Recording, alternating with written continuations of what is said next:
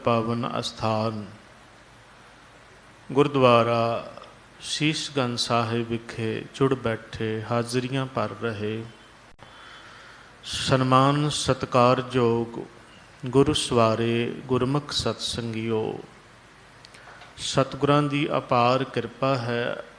असी बहुत वडभागे हाँ जो इस महान पवित्र अस्थान गुरु तेग बहादुर महाराज जी ने जिस अस्थान ते अपना शीश धर्म की रखिया, धर्म के बुनियादी हकों की मनुखता के वास्ते शीश कटवाया, उस अस्थान ते असीं जुड़े हम। धन गुरु ग्रंथ साहिब दीन दुनिया के मालक मनुखता के सर्ब सांझे सतगुरां की पवित्र हजूरी का आनंद माणते हुए अमृत वेले दे सोहणे दीवाना दे विच आसा जी वार दी पावन बाणी दे शब्द कीर्तन गुरु के कीर्तनियां ने आप जियां नूं सरवण कराए हन। आओ लड़ीवार गुर शब्द की विचार दे नाल सांझ पाइए। धन गुरु ग्रंथ साहिब महाराज जी की पावन विचार चल रही है। लड़ी दे अंदर सुखमणी साहिब जी दे विचों आप जी ने दो पदे सरवण कीते हन। ये जो पावन दोनों पदे हन, ये पावन पदे श्री गुरु ग्रंथ साहिब महाराज जी के पावन अंग 292 अंग के उपर गुरु ग्रंथ साहिब महाराज जी के सुभायमान ने। और ये जो पातशाह गुरु अर्जन देव महाराज जी की सुखमणी साहिब की बाणी गौड़ी राग के अंदर उचारण की हुई है। उसकी 22वीं पौड़ी दे दो पदे ने। कल आप जी ने पहले दो पदियां की विचार सरवण की सी, अज तीसरे ते चौथे पदे की विचार दे नाल सांझ पाणी है। अज और कल विशेष दीवान भी हैं। धन धन गुरु हरकृष्ण साहिब महाराज जी के प्रकाश पुरब दीयां खुशियां दे विच दिल्ली से गुरुद्वारा प्रबंधक कमेटी वालों आओ सतगुरां दी बाणी अते साहिबां दे इतिहास उपदेश दे नाल सांझ पाइए, ताकि किड़का मात्र उन्हां दी सिੱਖਿਆ उन्हां दा महान उपदेश साडे हिरदे घर दे विच वस जावे। साडा गुरु दर ते आउणा और ये मनुखा जन्म प्राप्त करना सफल हो सकन। विचारां दे नाल सांझ पाण तो पहला मन बिरतियां नूं एकाग्र करते हुए करो रसना पवित्र। आखो जी सतनाम वाहे गुरु, फिर आखो सतनाम वाहे गुरु। ये जिहड़ी अष्टपदी है 22वीं अष्टपदी, इहदा जिहड़ा विशा है वो है श्लोक दे विच। जिवें सारी बाणी सुखमणी साहिब जी का मुख विशा सुखमणी है, सुखां दी मनी है। रहाओ दी पंक्ति है इस बाणी दे विच जो सारी बाणी का कंसैप्ट है। उस तो इलावा जिहड़ियां अष्टपदियां ने 24 अष्टपदियां ते नाल श्लोक भी 24 ने। इउं समझो कि अष्टपदियां जिहड़े 24 श्लोक ने उन्हां दा विस्तार ने, ते ये सारियां अष्टपदियां उस पंक्ति का विस्तार ने जिहड़ा बाणी का केंद्री भाव वाली पंक्ति सुखमणी सुख अमृत प्रभ नाम भगत जना के मन विश्राम। ਤੋ ਸਤਿਗੁਰੂ ਕਿਰਪਾ ਕਰਨ, ਇਸ ਸ਼ਲੋਕ ਦੇ ਵਿੱਚ ਸਤਿਗੁਰਾਂ ਨੇ ਅਕਾਲ ਪੁਰਖ ਵਾਹਿਗੁਰੂ ਪਰਮ ਪਿਤਾ ਪਰਮਾਤਮਾ ਦੇ ਸਭ ਜੀਵਾਂ ਦੇ ਵਿੱਚ ਵਿਆਪਕ ਹੋਣ ਦਾ ਵਿਸ਼ਾ ਜਿਹੜਾ ਹੈ ਉਹ ਸ਼ਲੋਕ ਦੇ ਵਿੱਚ ਦਿੱਤਾ ਹੈ ਕਿ ਉਹ ਸਭ ਥਾਵਾਂ 'ਤੇ ਮੌਜੂਦ ਹੈ, ਉਹ ਪਾਲਣਹਾਰ। ਉਸ ਤੋਂ ਬਿਨਾਂ ਕੁਐਸਚਨ ਵੀ ਨਾਲ ਮਾਰਕ ਕੀਤਾ ਹੈ ਕਿ ਉਸ ਤੋਂ ਬਿਨਾਂ ਦੂਜਾ ਕੋਈ ਦੇਖਣ ਦੇ ਵਿੱਚ ਆਇਆ ਹੈ, ਕੋਈ ਕਿਸੇ ਨੇ ਦੇਖਿਆ ਉਸ ਤੋਂ ਬਿਨਾਂ ਕਿਸੇ ਦੂਸਰੇ ਨੂੰ। ਇਹ ਪੰਕਤੀ, ਨਾਨਕ ਏਕੋ ਪਸਰਿਆ ਦੂਜਾ ਕਹਿ ਦ੍ਰਿਸ਼ਟਾਰ। ਕਹਿ ਦ੍ਰਿਸ਼ਟਾਰ ਦਾ ਮਤਲਬ ਹੈ ਦੇਖਣ ਦੇ ਵਿੱਚ ਨਹੀਂ ਆਉਂਦਾ ਦੂਸਰਾ ਕੋਈ ਵੀ, ਜਾਂ ਆਉਂਦਾ ਹੈ ਤੇ ਕੋਈ ਦੱਸ ਦੇਵੇ। ਤੋ ਪਾਤਸ਼ਾਹ ਨੇ ਦੱਸਿਆ ਕਿ ਉਹ ਆਪ ਹੀ ਕਥਨ ਵਾਲਾ, ਬੋਲਣ ਵਾਲਾ ਵੀ ਆਪ, ਸੁਣਨ ਵਾਲਾ ਵੀ ਆਪ। ਇਹ ਦੋ ਪਹਿਲੇ ਪਦੇ ਜਿਹੜੇ ਸੀ ਉਹਨਾਂ ਦੇ ਵਿੱਚ ਆਪ ਜੀ ਨੇ ਵਿਚਾਰ ਸਰਵਨ ਕੀਤੀ ਸੀ। ਅੱਜ ਤੀਸਰੇ ਪਦੇ ਦੇ ਵਿੱਚ ਹਜ਼ੂਰ ਕਹਿੰਦੇ ਨੇ ਉਸੇ ਹੀ ਗੱਲ ਨੂੰ ਅੱਗੇ ਵਿਸਥਾਰ ਸਹਿਤ ਸਾਨੂੰ ਸਮਝਾਉਂਦੇ ਨੇ। ਅਸੀਂ ਪਹਿਲਾਂ ਪੰਕਤੀਆਂ ਦੀ ਵਿਚਾਰ ਜਿਹੜੀ ਹੈ ਸੰਖੇਪ ਦੇ ਵਿੱਚ ਕਰਕੇ ਫਿਰ ਵਿਸਥਾਰ ਜਿਹੜਾ ਹੈ ਇਸ ਭਾਵ ਦਾ ਕਰਾਂਗੇ। ਹਜ਼ੂਰ ਕਹਿੰਦੇ ਨੇ, ਪੂਰਨ ਪੂਰ ਰਹੇ ਦਿਆਲ, ਸਭ ਹੋ ਉਪਰ ਹੋਵਤ ਕਿਰਪਾਲ। ਕਿਰਪਾਲ ਦਾ ਮਤਲਬ ਹੈ ਦਿਆਲੂ ਵਾਹਿਗੁਰੂ, ਕਿਰਪਾ ਕਰਨ ਵਾਲਾ, ਕਿਰਪਾ ਦਾ ਕਾਰਨ। ਉਹ ਕਿਰਪਾਲੂ, ਉਹ ਵਾਹਿਗੁਰੂ, ਉਹ ਦਿਆਲੂ ਪ੍ਰਭੂ ਪੂਰਨ ਪੂਰ ਰਹੇ, ਸਭ ਥਾਈਂ ਭਰਪੂਰ ਹਨ, ਸਭ ਥਾਈਂ ਵਸ ਰਹੇ ਨੇ, ਸਾਰੀਆਂ ਜਗ੍ਹਾ ਦੇ ਵਿੱਚ ਉਸ ਦਾ ਨਿਵਾਸ। ਕੋਈ ਇਹ ਨਾ ਕਵੇ ਕਿ ਇਸ ਥਾਂ 'ਤੇ ਪਰਮਾਤਮਾ ਹੈ, ਇਸ ਥਾਂ 'ਤੇ ਪਰਮਾਤਮਾ ਨਹੀਂ ਹੈ। ਜਿਵੇਂ ਅਨਮਤਾਂ ਦੇ ਵਿੱਚ ਅਸੀਂ ਵੇਖਦੇ ਹਾਂ ਕਿ ਕੋਈ ਬੈਕੁੰਠ ਥਾਪ ਕੇ ਬੈਠਾ ਹੈ, ਇਹ ਬੈਕੁੰਠ ਹੈ, ਇੱਥੇ ਪਰਮਾਤਮਾ ਵਸਦਾ ਹੈ, ਇੱਥੇ ਦੇਵਤਿਆਂ ਦਾ ਵਾਸਾ ਹੈ। ਆਹ ਜਗ੍ਹਾ ਜਿਹੜੀ ਹੈ, ਇਹਦਾ ਮਤਲਬ ਹੈ ਕਿ ਇਹ ਜਿਹੜੀ ਸਿਕਿਉਰ ਜਗ੍ਹਾ ਹੈ, ਇਹ ਜਿਹੜੀ ਸੈਪਰੇਟ ਜਗ੍ਹਾ ਮਿਥੀ ਗਈ ਹੈ, ਇੱਥੇ ਹੀ ਹੈ, ਬਾਕੀ ਥਾਵਾਂ 'ਤੇ ਨਹੀਂ ਹੈ।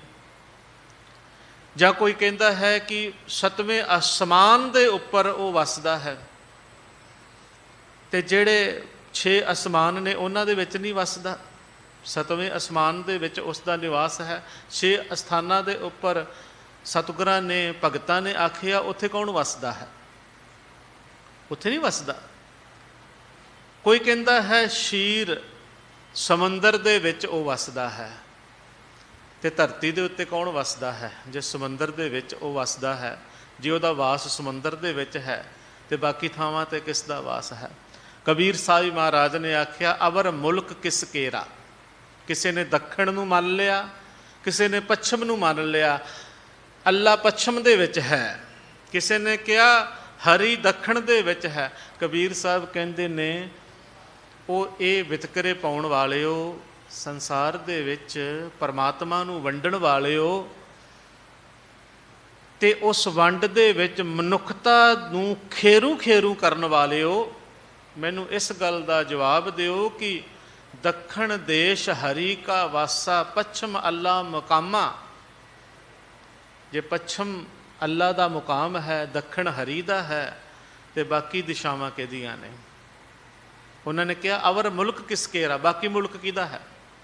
ਕਿਸੇ ਨੇ ਕਹਿਤਾ ਕਿ ਮੁਸਲਮਾਨ ਜਿਹੜਾ ਹੈ ਉਹ ਪਾਕ ਹੈ, ਉਹ ਖੁਦਾ ਦਾ ਹੈ, ਉਹ ਅੱਲਾ ਦਾ ਹੈ, ਬਾਕੀ ਕਾਫਰ ਨੇ। ਕਿਉਂ? ਉਹਨਾਂ ਦੇ ਵਿੱਚ ਨਹੀਂ ਵਸਦਾ, ਉਹਨਾਂ ਦੇ ਵਿੱਚ ਪਰਮਾਤਮਾ ਨਹੀਂ ਹੈ। ਉਹ ਖਲਕਤ ਕਿਹਦੀ ਹੈ? ਉਹ ਜਿਹੜੇ ਪੈਦਾਇਸ਼ ਹੈ ਉਹ ਕਿਸ ਦੀ ਹੈ? ਉਹ ਕਿਸੇ ਹੋਰ ਪਰਮਾਤਮਾ ਦੀ ਹੈ। ਉਹਨੂੰ ਵੀ ਤਾਂ ਉਹੀ ਪੈਦਾ ਕਰ ਲੈ, ਤੁਸੀਂ ਕਹਿ ਲਓ। ਜਾਂ ਦੂਸਰਾ ਕੋਈ ਕਵੇ ਕਿ ਆਹ ਜਿਹੜਾ ਹੈ ਇਹ ਹਿੰਦੂ ਹਰੀ ਦੇ ਨੇ, ਬਾਕੀ ਤੇ ਮਲੇਸ਼ ਨੇ। ਇੱਦਾਂ ਹੀ ਕਹਿੰਦੇ ਸੀ ਨਾ।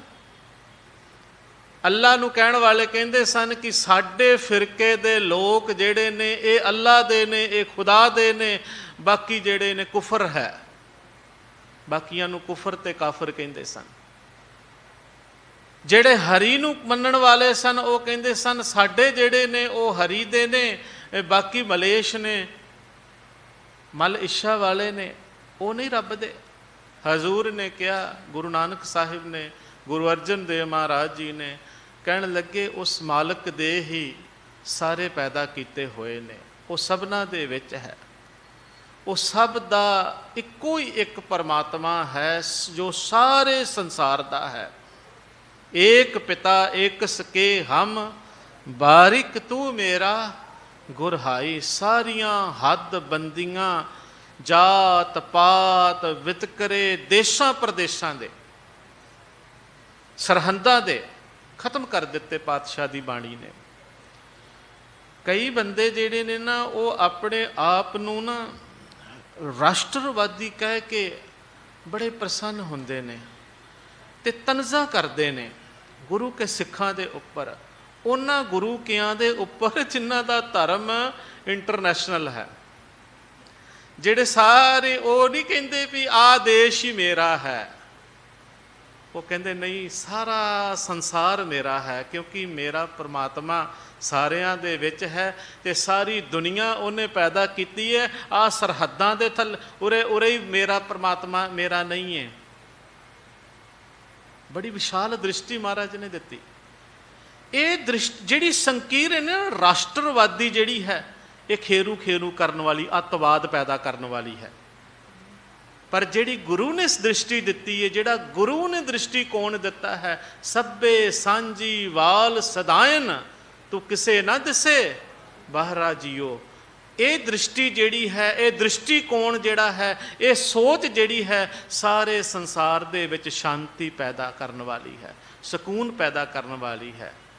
क्योंकि ये गल्लां जिहड़ियां ने खुशियां ते तुछ जियां सीमित जियां, ये वो लोग करते हैं जिन्हां दा दिमाग दा विकास रुक चुका है। आ मेरा है, आ तेरा है। पर जिन्हां दा विकास चल रहा है, जिहड़े बाणी पढ़ रहे ने, जिहड़े समझ रहे ने, परल बक वर्गियां नोबल प्राइज़ जिन्हां नूं मिलिया, वो विद्वान दुनिया दे, वो कहंदे ने जिद्दन दुनिया दे विच शांति होवेगी, सकून होवेगा, अमन होवेगा, भाईचारा होवेगा, सारी दुनिया एक पिंड की तरह होवेगी। जिद्दां एक पिंड दे विच भाईचारा हुंदा है ना, कहंदे वो उस दिन होवेगा जिद्दन सारी दुनिया गुरु ग्रंथ साहिब जी की शरण दे विच आ जाएगी। क्योंकि गुरु ग्रंथ साहिब जी दे कोल वो पावर है, वो स्ट्रोंग पावर, वो समर्था, वो शक्ति, संसार दे भेदां भावां नूं, वितकरियां नूं दूर करने वाली, नफरत नूं दूर करने वाली वो ताकत, वो शक्ति जिहड़ी है गुरु ग्रंथ साहिब जी दे कोल है, किसी होर कोल नहीं है।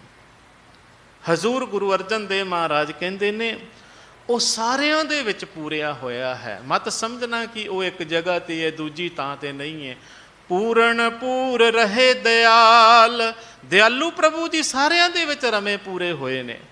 सब ऊपर होवत कृपाल, ये ना कहना कि मेरे ते कृपा करते ने जां किसी खास फिरके दे उपर कृपा करते ने, खास किसी बंदे दे उपर कृपा करते ने, काले दे उपर कृपा नहीं करते, गोरे दे उपर कृपा करते ने, जां कोई किसी दी खास वेश भूषा भेख पहरावा है उहदे उपर कृपा करते हैं। जे उन्हें पहरावा पहनिया होया है, उन्हें भेख धारण किया होया है, उहदे ते कृपा करते हैं, किसी होर ते नहीं करते।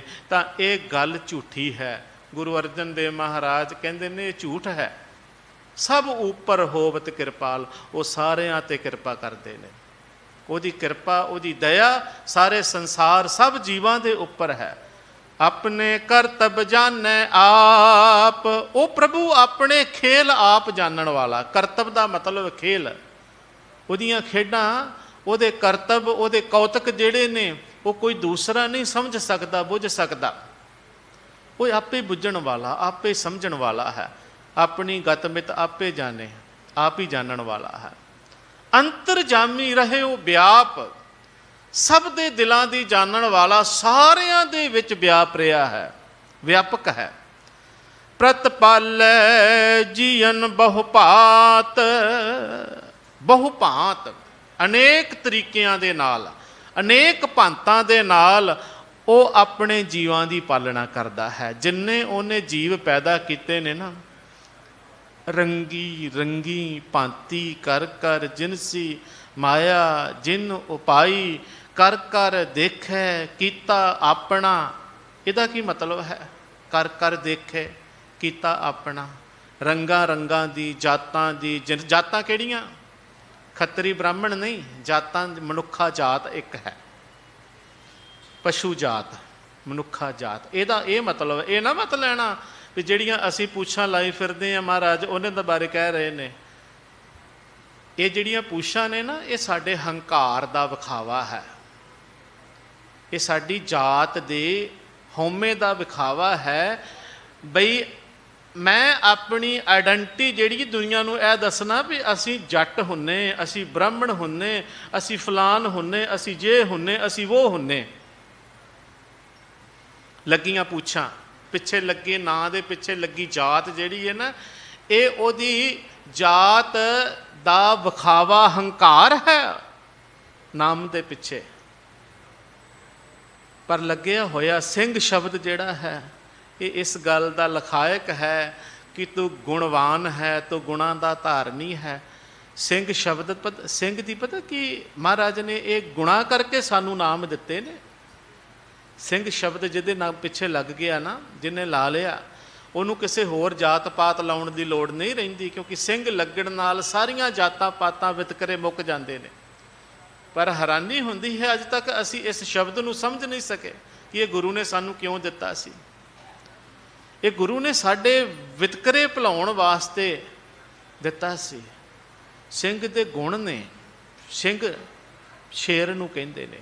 ਇੱਕ ਸ਼ੇਰ ਤਾਂ ਆਪਣੀ ਉਪਜੀਵਕਾ ਜਿਹੜੀ ਹੈ, ਆਪਣਾ ਸ਼ਿਕਾਰ ਆਪ ਮਾਰ ਕੇ ਖਾਂਦਾ, ਕਿਸੇ ਦੂਜੇ ਦਾ ਨਹੀਂ ਖਾਂਦਾ। ਸਭ ਨਾਲੋਂ ਵੱਡੀ ਜਿਹੜੀ ਹੈ, ਜਿਹੜਾ ਅਸੀਂ ਦੂਜਿਆਂ ਦੀਆਂ ਥਾਲੀਆਂ ਵੱਲ ਵੇਖਦੇ ਨਾ, ਦੂਜਿਆਂ ਦੀਆਂ ਜ਼ਮੀਨਾਂ ਜਾਇਦਾਦਾਂ ਧਨ, ਆ ਬੜੇ ਬੜੇ ਬੈਠੇ ਨੇ, ਬੜੇ ਬੜੇ ਲੀਡਰ ਰਾਜਨੀਤਿਕ, ਜਿਨ੍ਹਾਂ ਨੂੰ ਸਮਾਰਟ ਵਰਕਰ ਕਹਿੰਦੇ ਨੇ ਅੱਜ ਕੱਲ੍ਹ। ਇੱਕ ਸ਼ਬਦ ਹੈ ਸਮਾਰਟ। ਇਹ ਸਮਾਰਟ ਵਰਕ ਮੇਰੇ ਹਿਸਾਬ ਦੇ ਨਾਲ ਬਹੁਤ ਸਾਰੇ ਐਸੇ ਨੇ ਜਿਹੜੇ ਹਰਾਮ ਦਾ ਖਾਣ ਵਾਲੇ ਨੇ। ਮਾਫ਼ ਕਰਨਾ ਮੈਨੂੰ, ਇਹ ਸ਼ਬਦ ਉਹਨਾਂ ਵਾਸਤੇ ਹੀ ਹੈ ਅੰਗਰੇਜ਼ੀ ਦੇ ਵਿੱਚ ਬੜਾ ਸੁਲਝਿਆ ਹੋਇਆ ਸ਼ਬਦ ਬਣਾ ਦਿੱਤਾ। ਖੈਰ, ਪਰ ਸੱਚ ਜਾਣਿਓ, ਦੂਜਿਆਂ ਦੇ ਧਨ ਵੱਲ, ਕੰਮ ਵੱਲ, ਦੂਜਿਆਂ ਦੀ ਮਾਇਆ ਵੱਲ, ਦੂਜਿਆਂ ਦੀ ਸੰਪਤੀ ਵੱਲ ਦੇਖਣ ਤੇ ਉਹਨੂੰ ਹੜੱਪਣ ਦੀ ਜਿਹੜੀ ਬਿਰਤੀ ਹੈ, ਇਹ ਸ਼ੇਰ ਦੀ ਨਹੀਂ ਹੋ ਸਕਦੀ। ਸ਼ੇਰ ਆਪਣਾ ਸ਼ਿਕਾਰ ਕਰਦਾ, ਆਪਣੀ ਮਿਹਨਤ ਕਰਦਾ, ਆਪਣੀ ਕਿਰਤ ਕਰਦਾ ਹੈ। ਨੰਬਰ 1 ਇਸ ਕਰਕੇ ਮਹਾਰਾਜ ਨੇ ਲਾਇਆ ਨਾਮ ਨਾਲ। ਇਹ ਨਾਮ ਜਿਹੜਾ ਕਿਉਂ ਦਿੱਤਾ? ਦੂਸਰਾ, ਮੁਰਦਾ ਨਹੀਂ ਖਾਂਦਾ। ਔਰ ਸਭ ਨਾਲੋਂ ਵੱਡਾ ਜਿਹੜਾ ਗੁਣ ਹੈ ਉਹ ਇਹ ਹੈ ਕਿ ਉਹ ਪਰਾਈ ਇਸਤਰੀ ਦਾ ਖਿਆਲ ਨਹੀਂ ਕਰਦਾ। ਮੈਂ ਸੁਣਿਆ ਵੀ, ਪੜ੍ਹਿਆ ਵੀ ਔਰ ਦੇਖਿਆ ਵੀ। ਹੁਣ ਤੇ ਡਿਸਕਵਰੀ ਨੇ ਕੁਛ ਵੀ ਨਹੀਂ ਡਿਸਕਵਰ ਰਹਿਣ ਦਿੱਤਾ। ਹੁਣ ਤਾਂ ਸਾਹਮਣੇ ਆ ਗਿਆ ਸਾਰਾ ਕੁਛ। ਅਸੀਂ ਜਿਹੜੀਆਂ ਗੱਲਾਂ ਸੁਣਦੇ ਹੁੰਦੇ ਸੀ, ਅਸੀਂ ਦੇਖ ਸਕਦੇ ਹਾਂ, ਪਰਦੇ ਦੇ ਉੱਪਰ ਦੇਖ ਸਕਦੇ ਹਾਂ। ਸ਼ੇਰ ਦਾ ਇੱਕ ਖਾਸੀਅਤ ਹੈ ਕਿ ਉਹ ਤਾਂ ਜ਼ਿੰਦਗੀ ਇੱਕ ਆਪਣੇ ਜੀਵਨ ਸਾਥੀ ਦੇ ਨਾਲ ਜੀਵਨ ਬਤੀਤ ਕਰਦਾ ਹੈ, ਸੰਬੰਧ ਰੱਖਦਾ ਹੈ, ਕਿਸੇ ਹੋਰ ਦੇ ਨਾਲ ਨਹੀਂ ਰੱਖਦਾ। ਜਿਹੜੇ ਅਖਵਾਉਣ ਵਾਲੇ ਸਿੰਘ ਲੋਕਾਂ ਦੀਆਂ ਧੀਆਂ ਭੈਣਾਂ ਵੱਲ ਵੇਖਦੇ ਨੇ ਨਾ, ਉਹਨੂੰ ਆਪਣੇ ਨਾਮ ਦੀ ਜਿਹੜੀ ਹੈ ਡੈਫੀਨੇਸ਼ਨ ਸਮਝ ਲੈਣੀ ਚਾਹੀਦੀ ਹੈ। ਸਿੰਘ ਦਾ ਕੀ ਮਤਲਬ ਹੈ? ਮੋਟਰਸਾਈਕਲਾਂ 'ਤੇ ਇੱਧਰ ਉੱਧਰ ਗਲੀਆਂ ਦੇ ਵਿੱਚ ਘੁੰਮਣ ਵਾਲੇ, ਲੋਕਾਂ ਦੀਆਂ ਧੀਆਂ ਭੈਣਾਂ ਨੂੰ ਭੈੜੀ ਨਿਗਾਹ ਦੇ ਨਾਲ ਵੇਖਣ ਵਾਲੇ, ਪਰਾਈ ਇਸਤਰੀ ਦੀ ਝਾਕ ਵਾਲੇ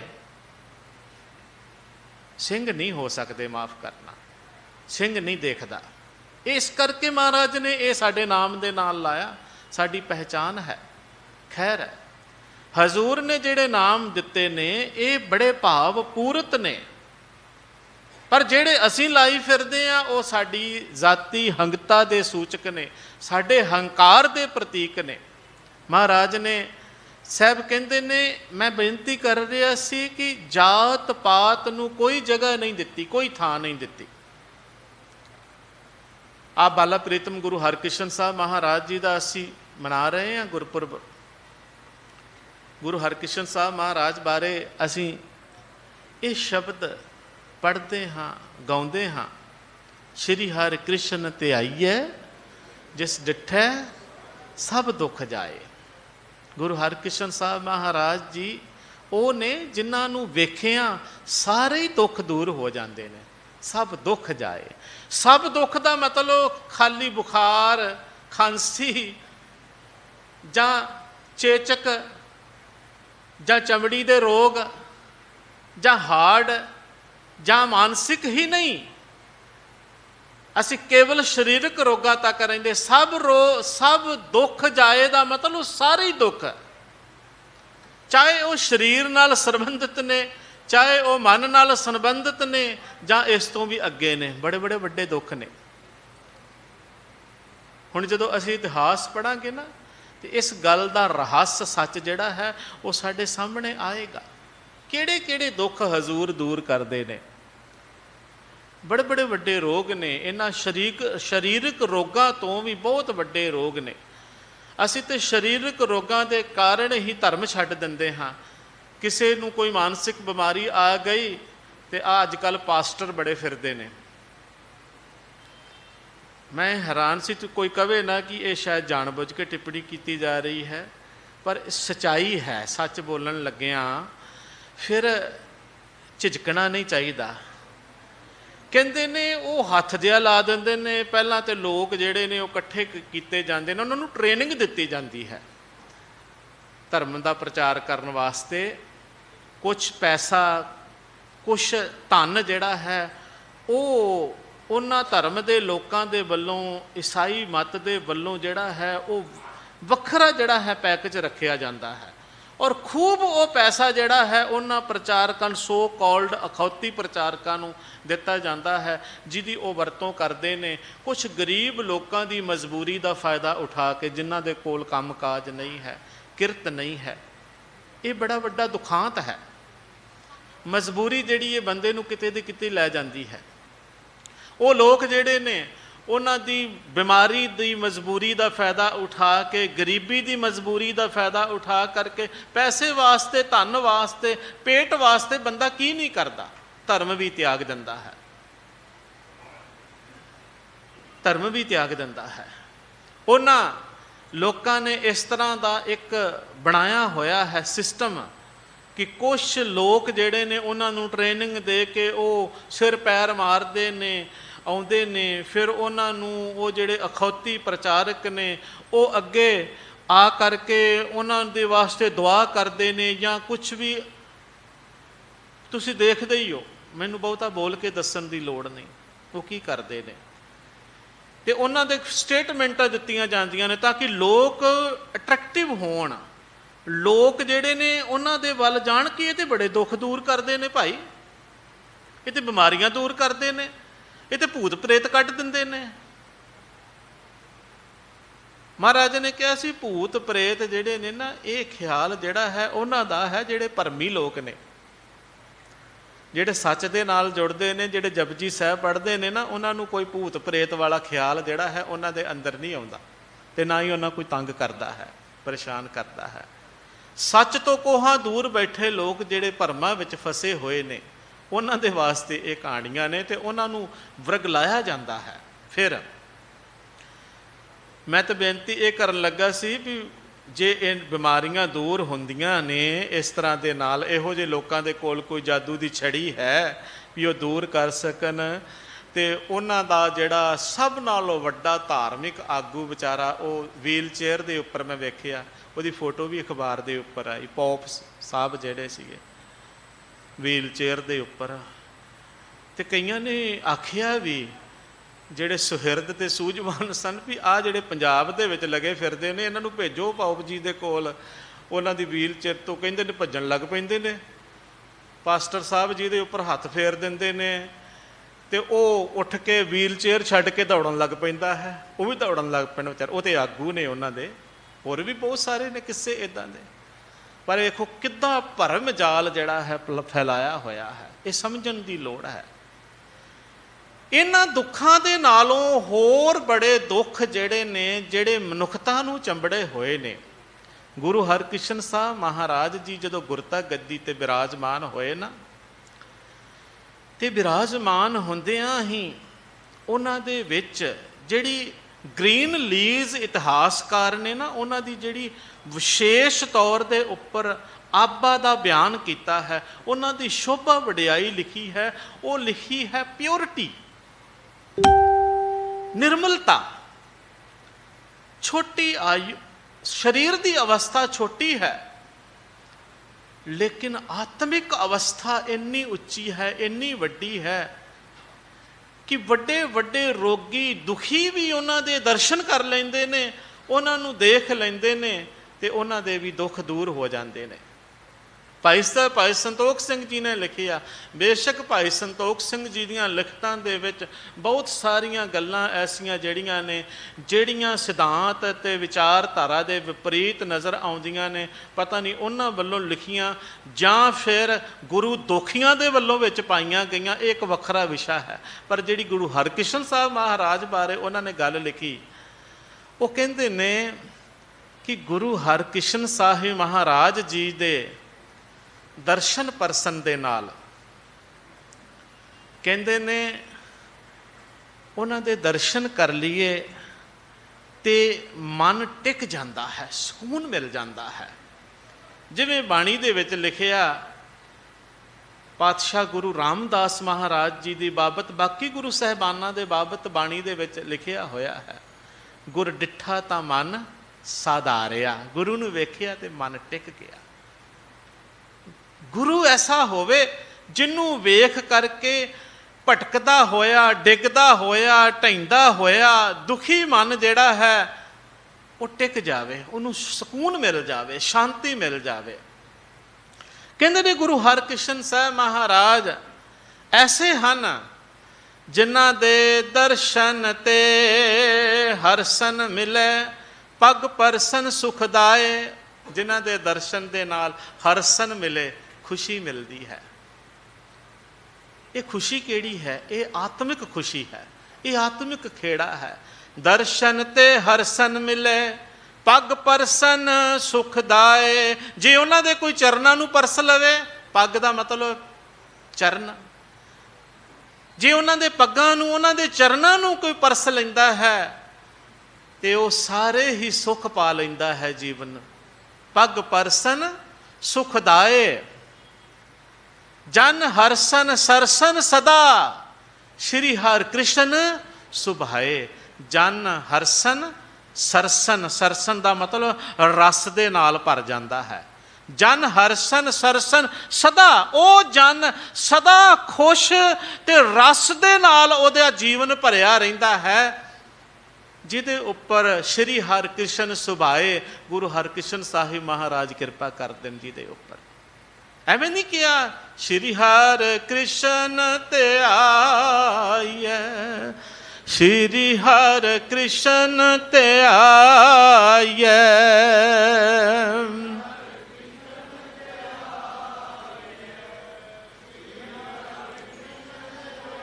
ਜਿਸ ਡਿਠੈ ਸਭ ਦੁਖ ਜਾਏ, ਜਿਸ ਡਿਠੈ ਸਭ ਦੁਖ ਜਾਏ, ਸ਼੍ਰੀ ਹਰਿ ਕ੍ਰਿਸ਼ਨ, ਸ਼੍ਰੀ ਹਰਿ ਕ੍ਰਿਸ਼ਨ ਤੇ ਆਈਐ, ਸ਼੍ਰੀ ਹਰਿ। ਜਿਸ ਡਿਠੈ ਸਭ ਦੁਖ ਜਾਏ, ਜਿਸ ਡਿਠੈ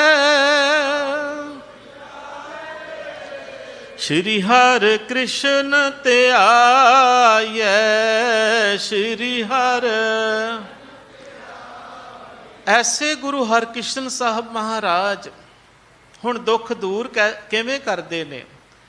ਇੱਕ ਭਾਈ ਸੰਗਤੀਆ, ਭਾਈ ਹਰੀਦਾਸ, ਕੁਝ ਸਿੱਖ ਆਉਂਦੇ ਨੇ ਮਹਾਰਾਜ ਦੇ ਕੋਲ, ਕਹਿੰਦੇ ਨੇ ਮਹਾਰਾਜ ਜੀ ਉਮਰ ਕਿੰਨੀ ਹੈ? 5 ਸਾਲ ਦੀ ਆਯੂ। ਤੇ ਆ ਕੇ ਕਹਿੰਦੇ ਨੇ ਆਤਮ ਦਾਨ ਦਿਓ, ਆਤਮ ਰਸ ਕਿਵੇਂ ਮਿਲੇ? ਤੇ ਸੁਖਮਣੀ ਸਾਹਿਬ ਦੀਆਂ ਪੰਕਤੀਆਂ ਗੁਰੂ ਹਰਕ੍ਰਿਸ਼ਨ ਸਾਹਿਬ ਮਹਾਰਾਜ ਪੜ੍ਹ ਕੇ ਸੁਣਾਉਂਦੇ ਨੇ। ਇਹ ਕੀਰਤਪੁਰ ਦੀ ਗੱਲ ਹੈ।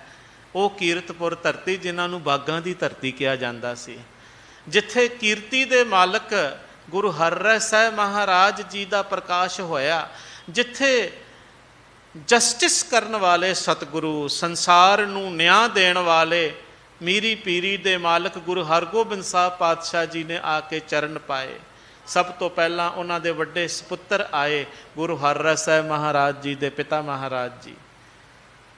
ਉਹ ਧਰਤੀ, ਉਹ ਕੀਰਤੀ ਦੀ, ਵਾਹਿਗੁਰੂ ਦੀ ਕੀਰਤੀ ਸਿਖਾਉਣ ਵਾਲੀ, ਕੀਰਤਪੁਰ ਦਾ ਮਤਲਬ ਕੀ ਹੈ? ਕੀਰਤੀ ਕਰਨ ਵਾਲੀ।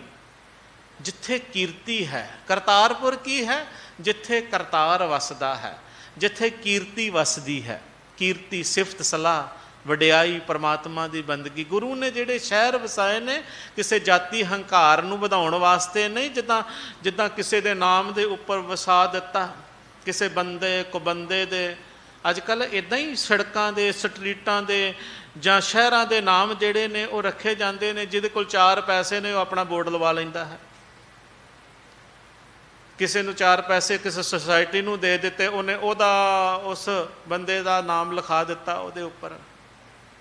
ਨਹੀਂ, ਹਜ਼ੂਰ ਨੇ ਸਦੀਵੀ ਸੇਧ ਦਾਣ ਵਾਸਤੇ, ਸੰਸਾਰ ਦੇ ਰੋਗਾਂ ਨੂੰ ਮਿਟਾਉਣ ਵਾਸਤੇ, ਆਤਮ ਗਿਆਨ ਦੇਣ ਵਾਸਤੇ, ਬੰਦਗੀ ਦੇ, ਸੇਵਾ ਦੇ, ਸਿਮਰਨ ਦੇ, ਪਰ ਉਪਕਾਰ ਦੇ, ਧਰਮ ਦੇ ਉੱਪਰ ਚਲਾਉਣ ਵਾਸਤੇ ਇਹ ਜਿਹੜੇ ਸ਼ਹਿਰ ਵਸਾਏ ਸਨ, ਇਹਨਾਂ ਦੇ ਨਾਮ ਵੀ ਐਸੇ ਰੱਖੇ। ਕੀਰਤਪੁਰ ਸਾਹਿਬ, ਸਾ ਧਰਤ ਪਈ ਹਰਿਆਵਲੀ, ਜਿੱਥੇ ਮੇਰਾ ਸਤਿਗੁਰ ਬੈਠਾ ਆਏ। ਸੇ ਜੰਤ ਭਏ ਹਰਿਆਵਲੇ, ਜਿਨੀ ਮੇਰਾ ਸਤਿਗੁਰ ਦੇਖਿਆ ਜਾਏ। ਧੰਨ ਧੰਨ ਪਿਤਾ, ਧੰਨ ਧੰਨ ਕੁਲ, ਧੰਨ ਧੰਨ ਸੋ ਜਨਨੀ, ਜਿਨ ਗੁਰੂ ਜਣਿਆ ਮਾਏ। ਧੰਨ ਧੰਨ ਗੁਰੂ, ਜਿਨ ਨਾਮ ਅਰਾਧਿਆ ਆਪ ਤਰਿਆ, ਜਿਨ੍ਹਾਂ ਡਿੱਠਾ ਤਿੰਨਾਂ ਲਏ ਛਡਾਏ। ਉਹ ਸਤਿਗੁਰੂ, ਉਹ ਧਰਤੀ ਧੰਨ, ਉਹ ਮਾਂ ਧੰਨ, ਉਹ ਪਿਤਾ ਧੰਨ। ਧੰਨ ਜਨਨੀ ਜਿਨ ਜਾਇਆ, ਧੰਨ ਪਿਤਾ ਪ੍ਰਧਾਨ। ਆਪ ਲੀਏ ਲੜ ਲਾਏ ਦਰ ਦਰਵੇਸ਼ ਸੇ, ਤਿਨ ਧੰਨ ਜਣੇਂਦੀ ਮਾਓ ਆਏ ਸਫਲ ਸੇ। ਕਿੰਨੀ ਉਮਰ ਹੈ? ਬਾਬਾ ਰਾਮ ਰਾਏ ਜੀ ਜਿਹੜੇ ਵੱਡੇ ਸਪੁੱਤਰ ਸਨ ਨਾ ਮਹਾਰਾਜ ਦੇ, 6 ਸਾਲ ਵੱਡੇ ਸਨ ਮਹਾਰਾਜ ਗੁਰੂ ਹਰਕ੍ਰਿਸ਼ਨ ਸਾਹਿਬ ਪਾਤਸ਼ਾਹ ਤੋਂ। ਤੇ ਭਾਈ ਸਾਹਿਬ ਜੀ ਨੇ ਲਿਖਿਆ ਹੈ, ਭਾਈ ਸੰਤੋਖ ਸਿੰਘ ਹੋਰਾਂ ਨੇ, ਕਹਿੰਦੇ ਨੇ ਇੱਕ ਬੱਚਾ, ਇੱਕ ਬਾਲਕ ਦੇ ਵਿੱਚ 3 ਤਰ੍ਹਾਂ ਦੀਆਂ ਊਣਤਾਈਆਂ ਹੁੰਦੀਆਂ ਨੇ, ਜਿਸ ਕਰਕੇ ਬਾਲਕ ਨੂੰ ਜਿਹੜਾ ਪਰਫੈਕਟ ਨਹੀਂ ਮੰਨਿਆ ਗਿਆ।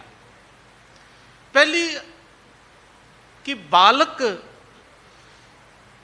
ਸੁਤੰਤਰ ਅਗਵਾਈ ਨਹੀਂ ਕਰ ਸਕਦਾ। ਦੂਸਰਾ, ਸੁਤੰਤਰਤਾ ਦਾਨ ਨਹੀਂ ਦੇ ਸਕਦਾ। ਪਹਿਲੀ ਤੇ ਗੱਲ ਹੈ ਅਗਵਾਈ ਕਰਨੀ, ਦੂਸਰੀ ਗੱਲ ਹੈ ਦਾਨ। ਕੋਈ ਗੱਲ ਕਿਸੇ ਨੂੰ ਕਹਿਣੀ ਹੈ, ਸਮਝਾਉਣੀ ਹੈ, ਬੱਚੇ ਨੂੰ ਕਹਿ ਦਿਓ।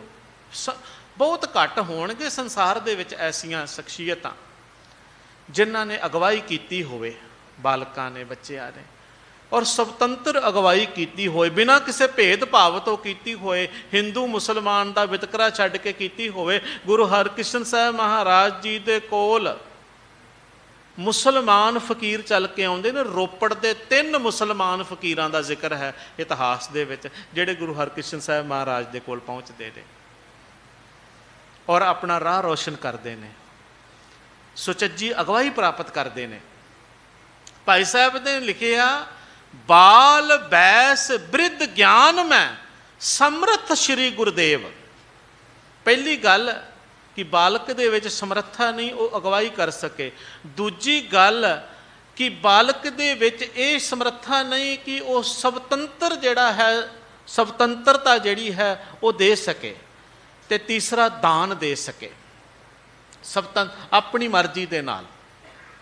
ਬੱਚੇ ਨੂੰ ਪਤਾ ਕੀ ਕਰਦੇ, ਹੁਣ ਬੀਬੀਆਂ ਆਉਂਦੀਆਂ ਨੇ ਗੁਰੂ ਮਹਾਰਾਜ ਦੇ ਵਿੱਚ, ਭਾਵਨਾ ਹੈ ਉਹਨਾਂ ਦੀ, ਚਲੋ ਅਸੀਂ ਆਮ ਹੀ ਵੇਖਦੇ ਹਾਂ। ਉਹ ਰੁਪਈਆ, ਜੇ ਬੱਚੇ ਨੂੰ 2 ਰੁਪਏ ਦਿਓਗੇ, ਮੱਥਾ ਟੇਕ ਦਿਓ ਬੇਟਾ, ਮਹਾਰਾਜ ਦੀ ਗੋਲਕ 'ਚ ਪਾ ਦਿਓ, ਬੱਚਾ ਪਾਏਗਾ। ਨਹੀਂ ਕਹੋਗੇ ਤੇ ਨਹੀਂ ਪਾਏਗਾ। ਇੱਥੇ ਆਹ ਚੀਜ਼ ਦੇ ਦਿਓ ਬੇਟਾ, ਆਹ ਲੈ ਆਹ ਚੀਜ਼ ਦੇ ਦਿਓ, ਬੱਚਾ ਦੇਗਾ। ਆਪਣੀ ਮਰਜ਼ੀ ਨਾਲ ਨਹੀਂ ਦੇ ਸਕਦਾ, ਦਾਨ ਨਹੀਂ ਕਰ ਸਕਦਾ। ਆਪਣੀ ਬਾਲਕ ਦਾ ਇਹ ਅਵਗੁਣ ਹੈ ਕਿ ਉਹ ਸੁਤੰਤਰ ਦਾਨ ਨਹੀਂ ਦੇ ਸਕਦਾ। ਪਰ ਗੁਰੂ ਹਰਕ੍ਰਿਸ਼ਨ ਸਾਹਿਬ ਮਹਾਰਾਜ ਜੀ ਦੇ ਦਰ ਦੇ ਉੱਪਰ ਲੰਗਰ ਚੱਲਦੇ ਨੇ, ਉਹ ਸਾਰਿਆਂ ਨੂੰ ਦਾਨ ਦਿੰਦੇ ਨੇ। ਬਖਸ਼ਿਸ਼ਾਂ ਕਰਦੇ ਨੇ।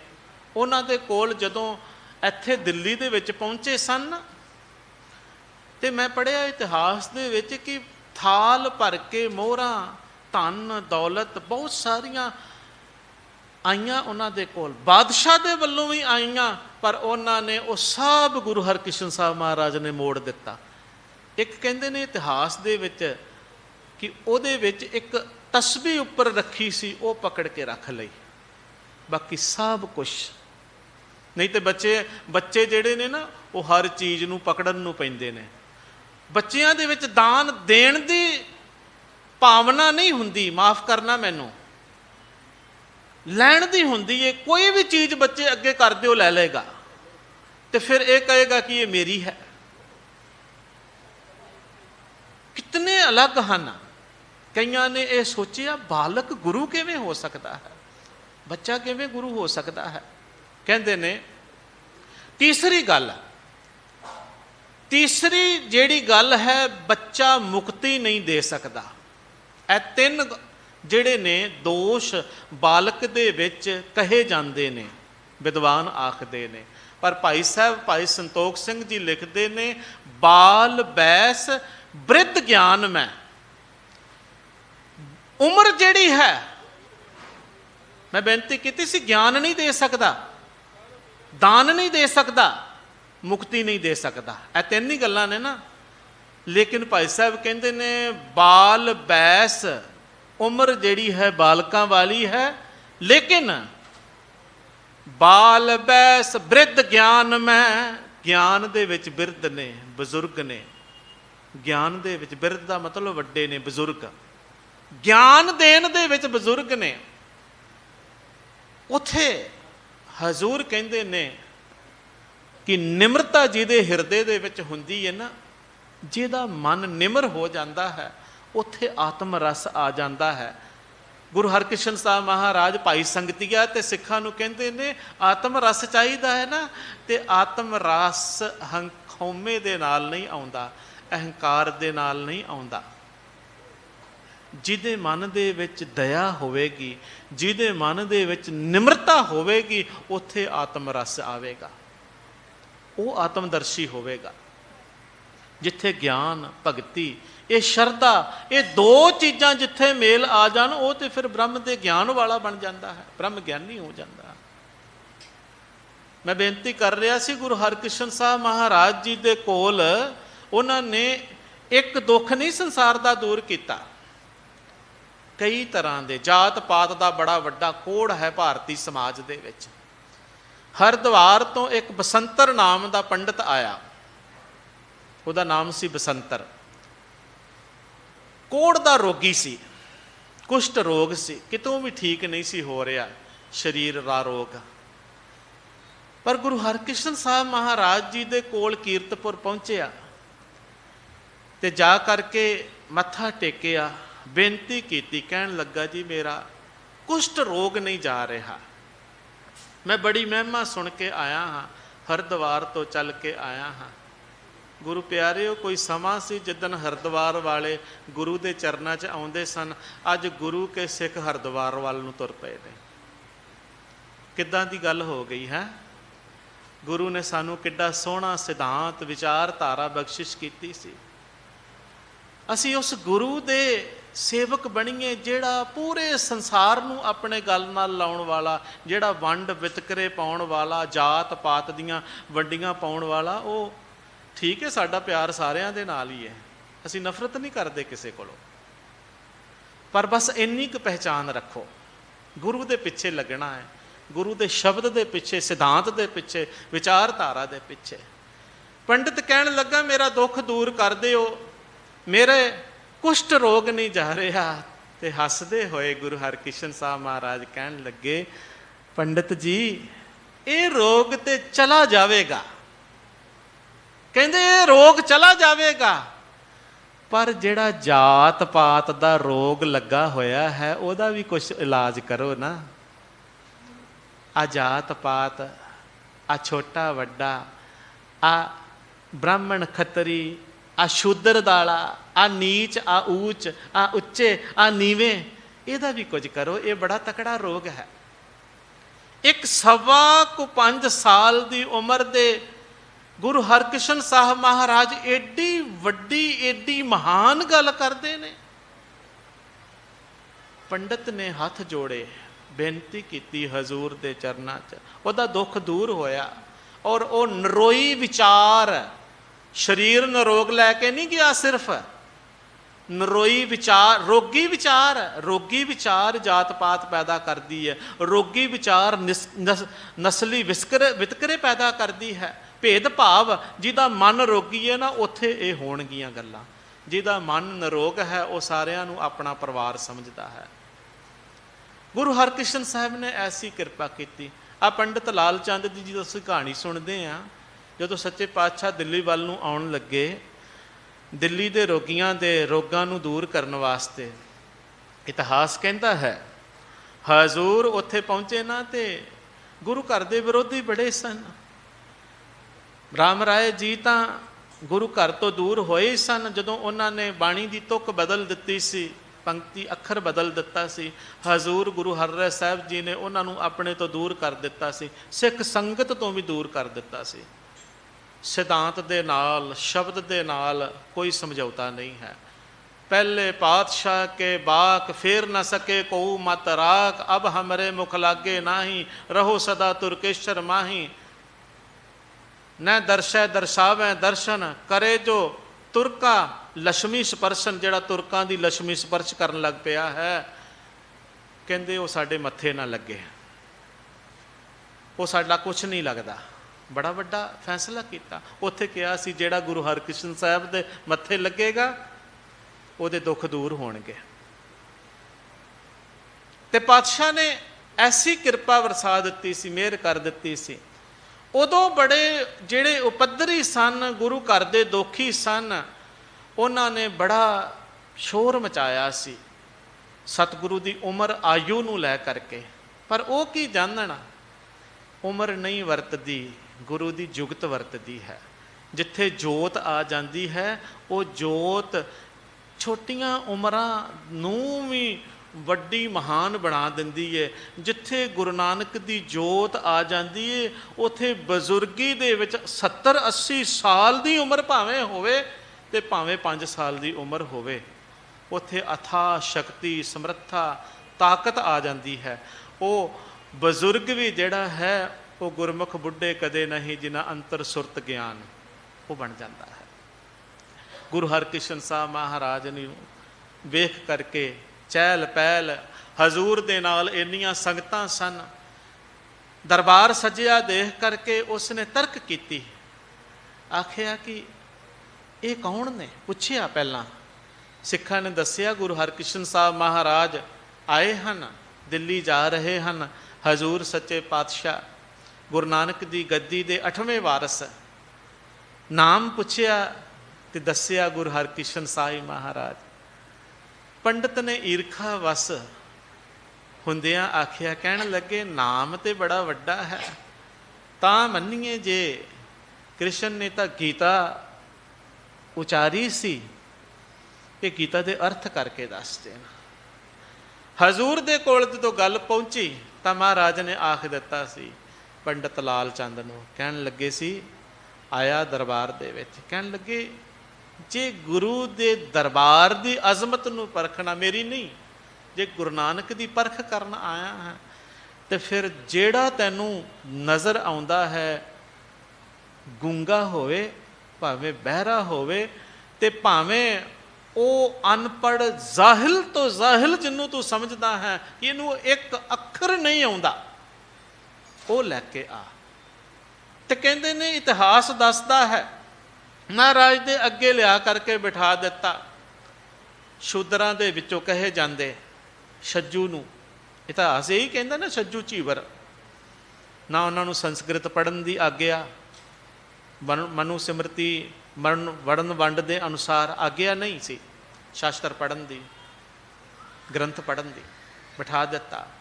ਹਜ਼ੂਰ ਦੀ ਐਸੀ ਕਿਰਪਾ ਗੁਰੂ ਹਰਕ੍ਰਿਸ਼ਨ ਸਾਹਿਬ ਮਹਾਰਾਜ ਜੀ ਦੀ ਹੋਈ ਕਿ ਉਹ ਇੱਕ ਪ੍ਰਸਿੱਧ ਵਕਤੇ ਦੀ ਤਰ੍ਹਾਂ ਜਿਹੜਾ ਸੀ, ਉਹ ਵਿਦਵਾਨਾਂ ਦੀ ਤਰ੍ਹਾਂ, ਜਿੱਦਾਂ ਵਿਦਵਾਨ ਵਿਚਾਰ ਕਰਦੇ ਹਨ। ਇਸ ਤਰ੍ਹਾਂ ਵਿਚਾਰ ਕਰਨ ਲੱਗ ਪਿਆ। ਦੇਖ ਕਰਕੇ ਸਾਰੇ ਦੰਗ ਰਹਿ ਗਏ।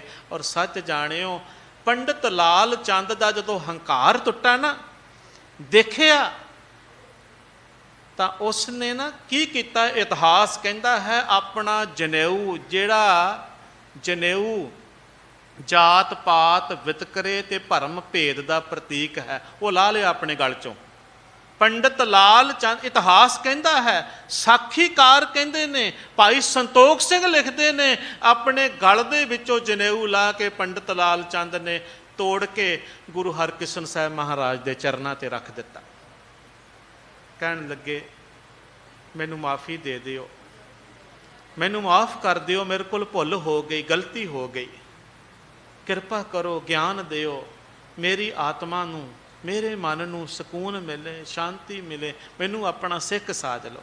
ਸਤਿਗੁਰਾਂ ਨੇ ਕਿਹਾ, ਨਹੀਂ ਪੰਡਤ, ਤੂੰ ਆਪਣਾ ਧਰਮ ਨਿਭਾ। ਕਹਿਣ ਲੱਗੇ, ਨਹੀਂ, ਹੁਣ ਮੈਨੂੰ ਸਮਝ ਆ ਗਈ ਹੈ, ਸੋਝੀ ਆ ਗਈ। ਐਸੇ ਗੁਰੂ ਹਰਕ੍ਰਿਸ਼ਨ ਸਾਹਿਬ ਸੱਚੇ ਪਾਤਸ਼ਾਹ ਸਨ, ਜਿਨ੍ਹਾਂ ਦੀ ਕਿਰਪਾ ਦੇ ਬੜਿਆਂ ਦੇ ਹਉਮੈ ਨੂੰ, ਅਹੰਕਾਰ ਨੂੰ, ਭਰਮਾਂ ਨੂੰ, ਬੜੀਆਂ ਬਿਮਾਰੀਆਂ ਨੂੰ ਦੂਰ ਕੀਤਾ। ਇੱਕ ਬਿਮਾਰੀ ਨਹੀਂ।